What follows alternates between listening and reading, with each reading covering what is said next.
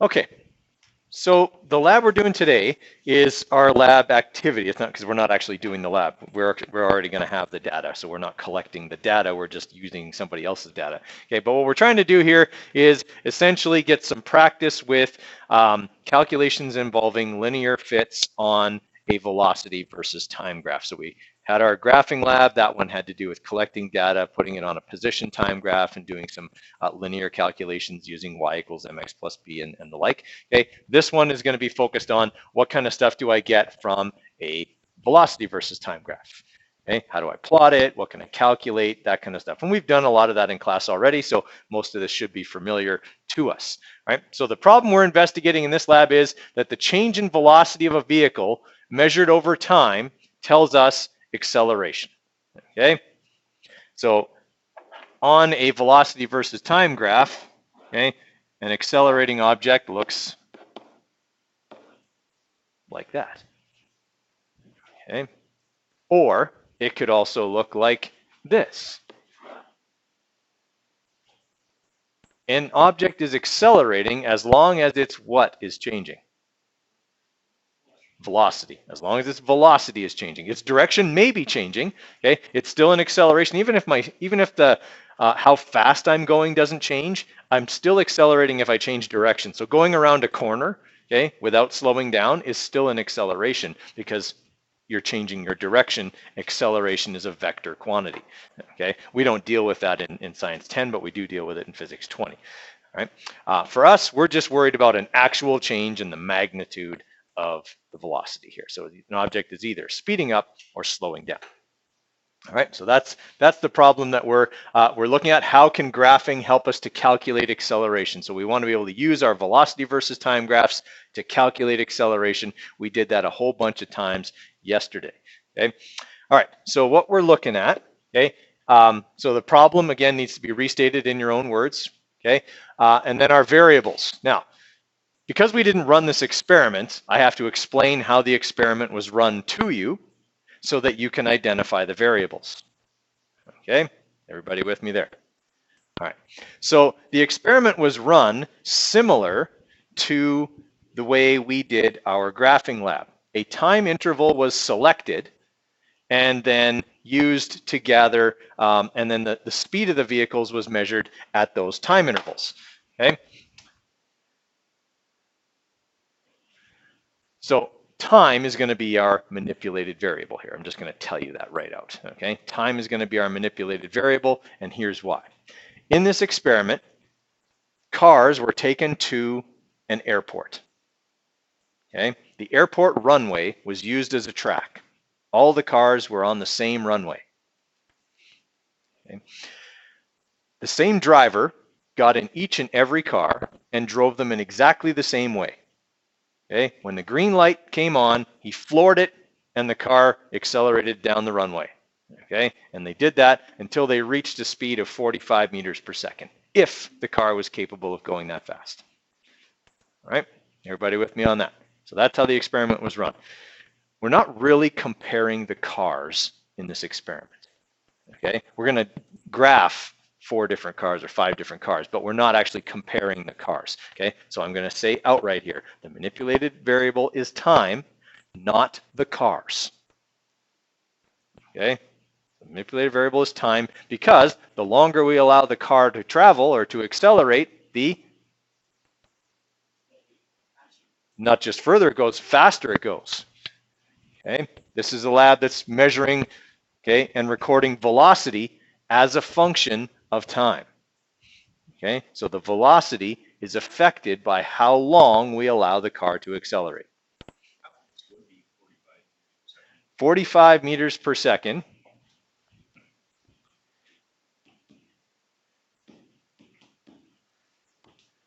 is 162 kilometers an hour. Okay, some vehicles, depending on the tire rating, are electronically limited to a lower speed than that. In fact, most cars would be electronically limited based on the tires that they are equipped with. Okay. Most passenger vehicles, obviously the vehicles on this list, not many of them, except for the Corolla and the Beetle, okay, would have that. Okay, so that's how the experiment's going to run. Okay, we used time as our manipulated variable. We're recording the velocity of the cars, okay, as they travel down the runway. Same driver, same track, okay, same day, all that kind of stuff, all kept the same for every car. Right, so that should help you with your responding and controlled variables. Okay, 4-hour hypothesis.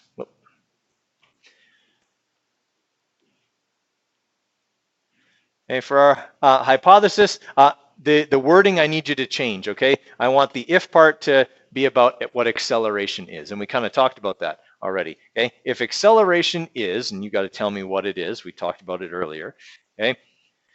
And you can talk about the experiment. The experiment will be, cars are accelerated down a runway with their velocities and times being recorded or whatever, okay? Then the then part needs to tell me how you will calculate the acceleration using your velocity versus time graph.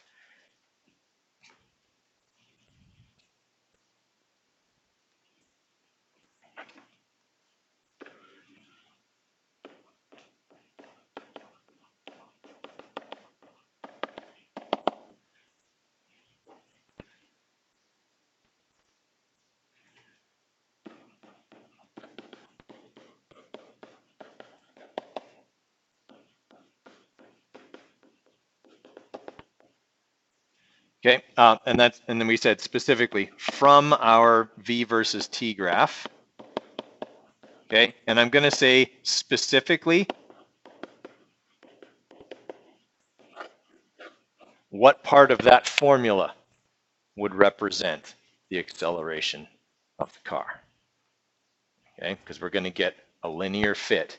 Okay, so a line for all of the cars. Okay, and something about that line represents the acceleration of the cars, and we've talked about that in class several times. Okay.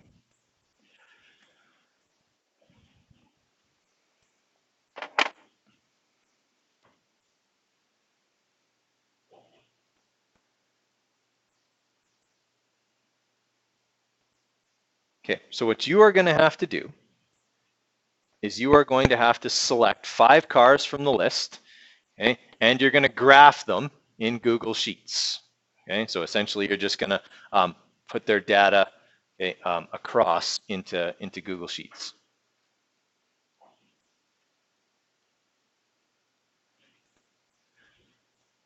Now, these cars are not going to be on the same graph. Okay, you're going to build a different graph for each car. Okay, it can't be like the last lab where we could put them all on one graph, but okay, for this one we're going to do it separately for each car. And I'll show you how that'll work here in just a minute. So you're going to choose 5 cars from the list. I don't care which 5 you choose. Okay, anywhere where there's an NA, you will just leave that field blank in Google Sheets. Okay, don't bump it up. Okay, just leave that field blank, and that's fine. It just won't put a point there. Okay, and some of those are blank simply because either data wasn't recorded. Okay, something went wrong with the recording apparatus or whatever, and it didn't get recorded. Or in the case of the Corolla and the Beetle, they are electronically limited to slower than 45 meters per second. So there can be no recording of their speed because they cannot reach that speed. Okay, everyone with me on that? Okay, so that's going to be the bulk of the lab, is building those graphs. Okay, then you've got some analysis questions here, okay, that you need to do. Okay, so the first analysis question is that you're going to fill in this chart. Right, so you're going to put in the car, right, and then you're going to put in their slope, okay, the slope of their line, and remember that Google Sheets will spit that out for you. Okay, with units. Okay, I've written units and units up here. You need to replace units with the actual units. Okay, so don't leave this as units, right? And then you need to rank them from fastest to slowest accelerators, right? That's not based on their top speed because all of them essentially have a top speed of 45. Okay, we're looking for the fastest accelerator is the one with the largest acceleration number. Okay, and then the last thing is you need to calculate the displacement in reaching 45 seconds. Okay, now if you recall, we've done a bunch of problems where we had to calculate displacement from a velocity versus time graph. Now your velocity versus time graphs, the points will probably go like this. Okay? They're not going to be in perfect line, but we're going to assume they are. We're going to tell Google Sheets to draw a best fit line, even though a car accelerating does tend to flatten out. Okay? And it flattens out because eventually it reaches its top speed and can't accelerate anymore. Right? Also, they have gears, and each successive gear up doesn't accelerate as hard as the gear before. Right? So they have this flattening kind of pattern. But Google Sheets will do this. Okay? It'll draw a best fit line, and it will spit out y equals mx plus b. So it'll say the equation of the line is, I don't know, like 4.5x plus 2.2 or something. I'm just making up numbers here, but it'll spit that out. Okay. If I want to calculate the displacement in reaching 45 meters per second, okay, then I need to calculate what about this graph? Right, the area. Here's the thing to keep in mind. How many shapes are there? Okay, there are two shapes here. There's a rectangle and a triangle, right? Because your y-intercept is there, all right? Now, here's the other mistake that people make. Your point for 45 meters per second will likely be over here and not on your best fit line. So can you use any values from that point in your calculations? No, because if you do, you're not finding the area under this line. You're finding the area under some other line that goes from that point. And that's not what we want. So what you will have to do is do a calculation using this equation. All right, because you're going to need to know the height of the triangle, the height of the rectangle, and the base. Okay, so here's what you'll have to do. First thing is you'll have to, sorry, I'm trying to say this in the right order so we don't mess it up. You'll have to calculate your x, because I'm telling you that the speed is 45 meters per second. So I'm giving you y. Okay, everyone with me there? Right? So if I have y, I can calculate x because I have everything else.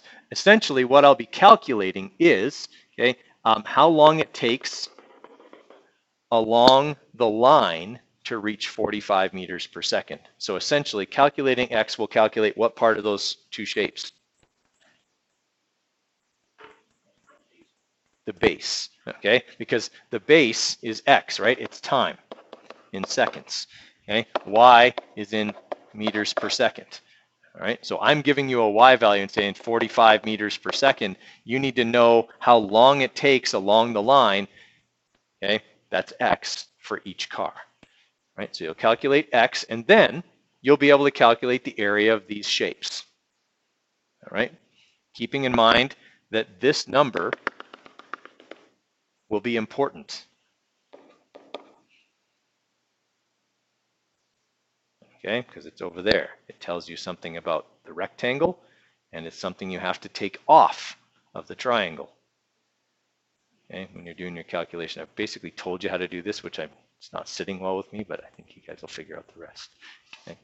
All right, so that's the bulk of your analysis, okay, is doing those calculations and filling in the chart. Okay, so don't miss these questions here. So question number 2, easy question. From your data, which of the cars you chose accelerated the fastest? So you're looking at your ranking and telling me which one was fastest. And then using your best fit line, calculate the displacement of each car reaching 45 meters per second. I'm going to want to see your work. Okay, so either you're typing it into the Chromebook or you're doing it by hand and taking a picture of it and inserting that picture. Okay, either one will be fine, but I need to see your work, okay, for each car. Everybody follow? Okay. Yeah, so just make sure you do that. That's how you'll fill in that part of the chart, okay, and then I'll look at your work from there. Okay, then we just have a conclusion, okay, so copy and paste your hypothesis, same as always, and then tell me whether you were able to calculate acceleration in the way you specified in your hypothesis. And there's no evaluation on this one. Why not? We didn't do the lab, so we don't know what the sources of error are because we weren't there, okay, when they tested all these cars. Okay. Everybody good with that? Okay, so now what I'm going to do is I will show you how to do the graphs in Google Sheets, okay, really quickly, and then you guys can get to work on it. Okay.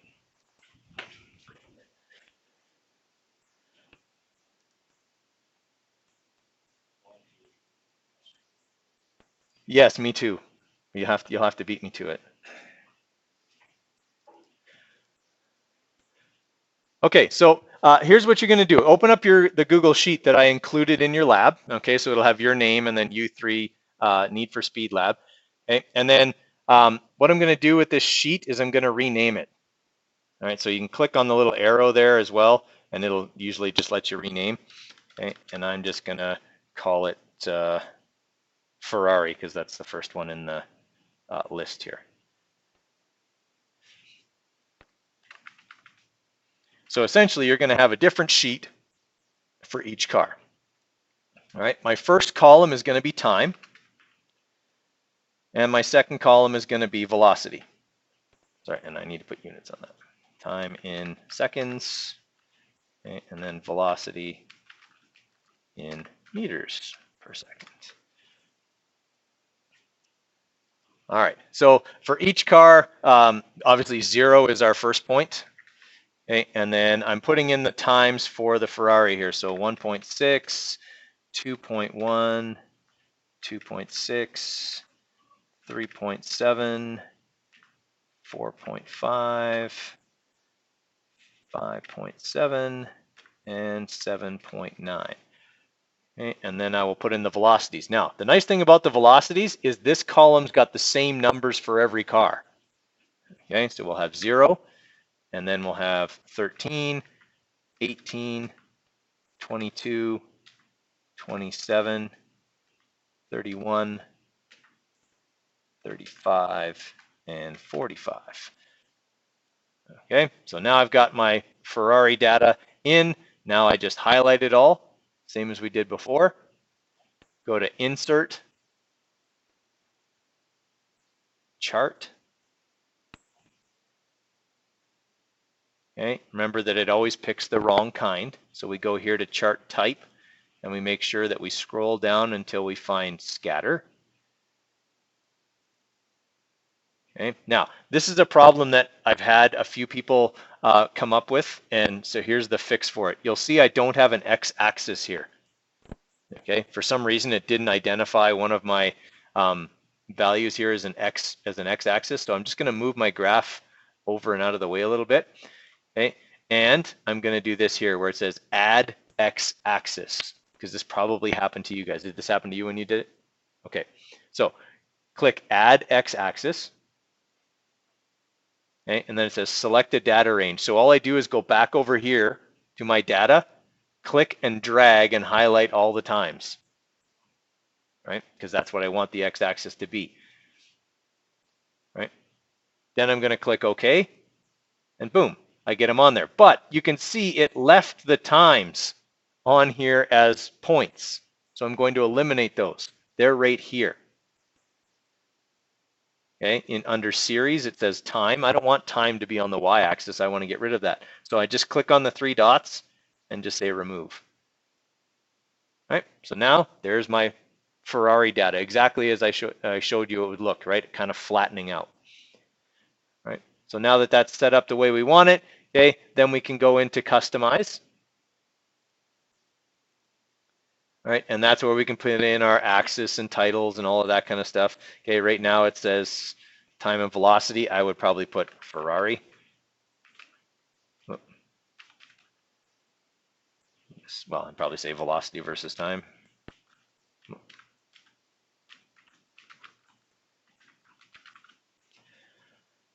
Okay, and then I put on my axis labels, time in seconds, and my vertical axis, velocity,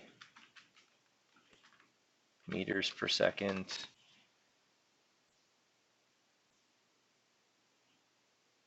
Okay, and then I'm going to go to series because this is where I'll get my best fit line. All right, so I click on series, and right now it's got the dots in there. I'm going to make them a little bit smaller just because I like them to be small. Okay, and then I'm going to click down here where it says trend line. Okay, so if I click on that, it draws me the trend line, and then I'll get more options down below. Okay, I want the label to be the equation. Okay, so guys, remember that I am recording this, so if you get lost later, you can play this back and it'll walk you through how to do this. Okay. All right, so now I've got that on there. Here's my equation. Y equals 5.46 times X plus 4.71. Okay, that's the equation for the Ferrari's line. Okay, so if you did the Ferrari, you should have exactly the same numbers as me. Okay, and then I'm just going to close that up. Okay, and I can bring that graph over into Google Docs, okay, because it's part of my data, right? So I would just click out here and then click on the graph, copy the chart, and then it says here, insert graphs below. I'm going to click right there and just put it in. All right, so there's my Ferrari graph.